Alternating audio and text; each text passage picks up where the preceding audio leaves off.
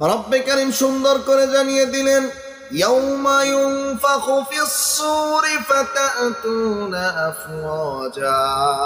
ইয়াউমা ইউনফাখু ফিস-সূর, সেদিন প্রচন্ড শব্দে সিংহায় ফুঁক দেওয়া হবে।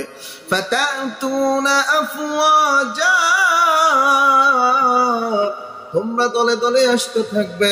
ওয়া ফুতিহাতিস সামাউ ফাকানাত আবওয়াবা, আসমানের দরওয়াজা খুলে দেওয়া হবে।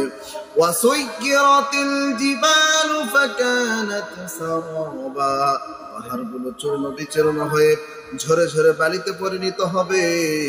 ইন্না জাহান্নামা কানাত মিরসাদা, জাহান্নামও সেই দিনের অপেক্ষায় আছে।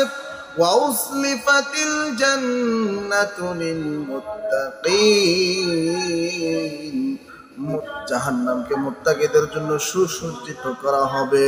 ওয়া নাদউল মাওয়াজিনাল কিসত, আমলনামা ওজন করা হবে, পাল্লাও এসে যাবে। ওয়া ইন্না মিনকুম ইল্লা ওয়ারিদুহা, সবার সামনে ফুলসিরাত কায়েম হয়ে যাবে।